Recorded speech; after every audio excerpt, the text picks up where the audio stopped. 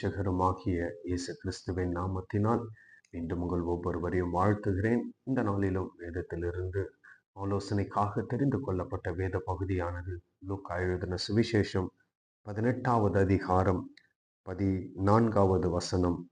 அவன் அல்ல, இவனே நீதிமான் ஆக்கப்பட்டவனாய் தன் வீட்டுக்கு திரும்பி போனான் என்று உங்களுக்கு சொல்லுகிறேன். ஏனெனில் தன்னை உயர்த்துகிறவன் எவனும் தாழ்த்தப்படுவான், தன்னை தாழ்த்துகிறவன் உயர்த்தப்படுவான் என்றார். இந்த சம்பவம் இப்படியாய் சொல்லுகிறது. இந்த சம்பவத்தில் 2 பேர் ஜப ஆலயத்திற்கு வருகிறார்கள். ஜபம் பண்ணும்படியாக தேவாலயத்திற்கு 2 மனிதர்கள் வருகிறார்கள். அதிலே ஒருவன் ஆயக்காரன், மற்றவன் பரிசேயன். 2 பேரும் வெவ்வேறு தரப்பட்ட மனிதர்கள்.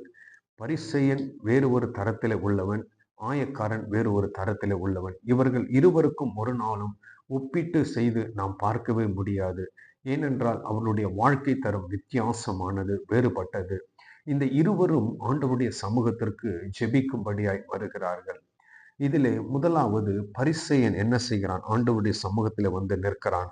வந்து நின்று, தேவனே, நான் பரிகாரர், அநியாயக்காரர், விபச்சாரக்காரர் ஆகிய மற்ற மனுஷரை போலவும் இந்த ஆயக்காரனைப் போலவும் இராததினால் உம்மை ஸ்தோத்தரிக்கிறேன்.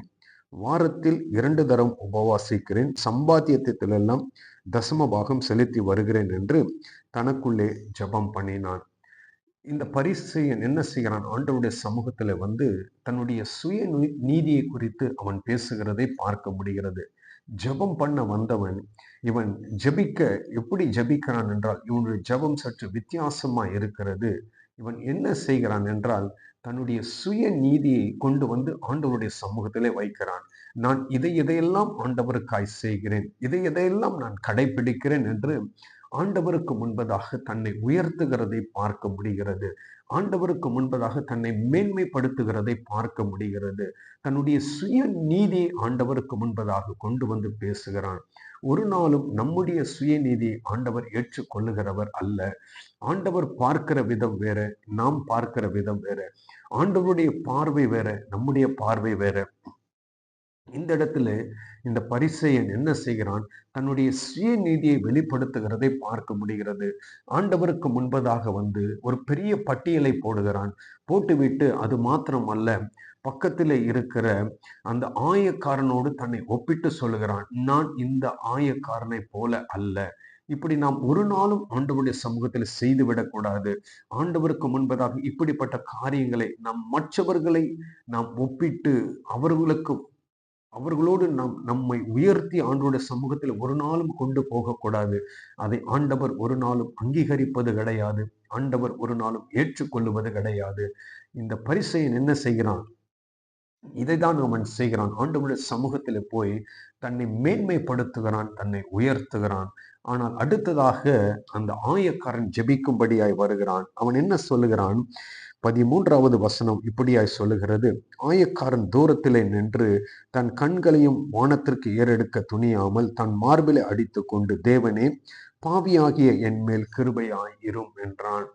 இவனுக்கும் அவனுக்கும் உள்ள வித்தியாசத்தை நாம் பார்க்க முடிகிறது. இந்த ஆயக்காரன் ஆண்டவருடைய சமூகத்திற்குள்ளே கூட பிரவேசிக்கவில்லை, தூரத்திலே நிற்கிறான். ஏனென்றால் அவன் தன்னை ஆண்டவரோடு ஒப்பிட்டு பார்க்கிறான். இவ்வளவு பரிசுத்தமுள்ள ஆண்டவர், இவ்வளவு சர்வ வல்லமை உள்ள ஆண்டவர், எல்லாவற்றையும் படைத்த ஆண்டவருக்கு முன்பதாக நான் நிற்பதற்கு எனக்கு என்ன தகுதி இருக்கிறது? எனக்கு தகுதி ஒன்றுமே இல்லை என்பதை அறிந்தவனாய் அவன் என்ன செய்கிறான்? தூரத்திலே நிற்கிறான். தூரத்திலே நின்று அவன் என்ன செய்கிறான்? தன்னுடைய கண்களை பரத்திற்கு ஏறெடுக்க துணியாமல், அவன் பாருங்க எவ்வளவு ஒரு தாழ்மையோடு அவன் ஜெபம் பண்ணுகிறான். அவன் பரத்திற்கு ஏறெடு துணியாமல் அவன் தான் என்ன செய்கிறான் என்றால், தன் மார்பிலே அடித்து கொண்டு, தேவனே, அவன் ஆண்டவருக்கு முன்பதாக எவ்வளவு அவன் தாழ்த்த முடியுமோ அவ்வளவாய் தாழ்த்துகிறான். ஆனால் பரிசேயன் செய்தது என்னவென்றால், அவன் தன்னை தானே உயர்த்தி கொண்டான். நான் இதையெல்லாம் செய்கிறேன் ஆண்டவரே, உங்களுடைய வசனம் சொல்லுகிற பிரகாரம் செய்கிறேன், இதை செய்கிறேன், அதை செய்கிறேன் என்று ஒரு பட்டியலையே போட்டு விட்டான். இவன் ஆயக்காரன் எந்த ஒரு பட்டியலும் போடவில்லை. அவன் என்ன சொன்னான்? ஒரே ஒரு வார்த்தை சொல்லி ஜெபித்தான். பாவியாய் இருக்கிற என் மீது கிருபையாய் இரும். அவ்வளவுதான். அவன் சொன்ன அந்த ஒரு வார்த்தை, ஆண்டவர் அவனுக்கு இறங்கி விட்டார். ஆண்டவர் உடைய கிருபையை அவன் கேட்டான். அந்த கிருபை அவனுக்கு கொடுக்கப்பட்டது. அது அடுத்த வசனம் இப்படியாய் சொல்லுகிறது. 14வது வசனம், அவன் அல்ல, இவனே நீதிமானாக்கப்பட்டவனாய் தன் வீட்டிற்கு திரும்பி போனான் என்று உங்களுக்கு சொல்லுகிறேன். அப்போ 2 பேர் வந்தார்கள். 2 பேரிலே ஒருவன் நீதிமானாய் மாற்றப்பட்டு விட்டான். என்னை கேட்கிற தேவ ஜனமே, நாம் ஆண்டவருடைய பார்வையில எப்படிப்பட்டவர்களாய் இருக்கிறோம்?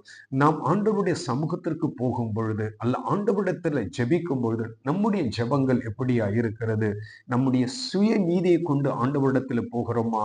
அல்லது ஆயக்காரனை போல நம்மை தாழ்த்தி, ஆண்டவரே, பாவியாய் இருக்கிற என் மீது கிருபையாயிரும் என்று நாம் கேட்கிறோமா? இந்த இரண்டிற்கும் பெரிய வித்தியாசம் உண்டு. ஆண்டவர் எதை அங்கீகரித்தார் என்றால், நொறுங்குண்ட இருதயத்தோடு வந்த அந்த ஆயக்காரனுடைய ஜெபம் ஆண்டவர் ஏற்றுக்கொண்டார். நொறுங்குண்ட உடைக்கப்பட்ட இருதயத்தோடு, ஆண்டவரை, உமக்கு முன்பதாக நிற்க நான் தகுதி இல்லாதவன் என்ற அந்த நொறுங்குண்ட இருதயத்தோடு ஆண்டவருடைய சமூகத்திலே வந்து அவன் ஜெபித்த அந்த ஜெபம் ஆண்டவரால் அங்கீகரிக்கப்பட்டது. மற்றவன் அவன் தன்னுடைய சுயநீதியை கொண்டு வந்தான். அந்த ஜெபம் புறக்கணிக்கப்பட்டு விட்டது. இது நிமித்தம் நாம் ஒன்றை அறிந்து கொள்ள முடிகிறது. தேவனுடைய பார்வையிலே யார் நீதிமான்கள்? தேவனுடைய பார்வையிலே எப்படிப்பட்டவர்கள் நீதிமான்கள் ஆக்கப்படுகிறார்கள் என்று இந்த வசனம் நமக்கு சொல்லிக் கொடுக்கிறது. என்னை கேட்கிற தேவ ஜனமே, ஆண்டவருடைய பார்வையிலே நாம் எப்படிப்பட்டவர்களாய் இருக்கிறோம்? ஆண்டவருடைய பார்வையிலே நாம் நீதிமான்களாய் இருக்கிறோமா? அப்படி நாம் நீதிமான்களாய் மாற்றப்பட்டு இருக்கிறோம் என்றால் நம்முடைய சுபாவங்கள் எல்லாம் தாழ்த்துகிற சுபாவமாய் இருக்க வேண்டும். தாழ்மை உள்ள ஒரு சுபாவமாய் இருக்க வேண்டும். ஒரு நாளும் நம்மிடத்துல பெருமைகள் இருக்கக்கூடாது. ஒரு நாளும் நம்மிடத்துல மேட்டிமை இருக்கக்கூடாது. ஒரு நாளும் நம்மிடத்திலே நான் பெரியவன் என்ற அந்த ஒரு கணம் நம்மிடத்துல காணப்படக்கூடாது. இது எல்லாம் ஆண்டவரால் வெறுக்கப்படுகிற ஒரு காரியம், ஆண்டவரால் ஏற்றுக்கொள்ளப்படாத ஒரு காரியம். ஆண்டவர் எதிர்பார்ப்பது தாழ்மையை மாத்திரமே. எங்கு தாழ்மை உண்டோ, தாழ்மை உள்ளவனுக்கு கர்த்தர் கிருபையை கொடுக்கிறான் என்று வசனம் சொல்லுகிறது.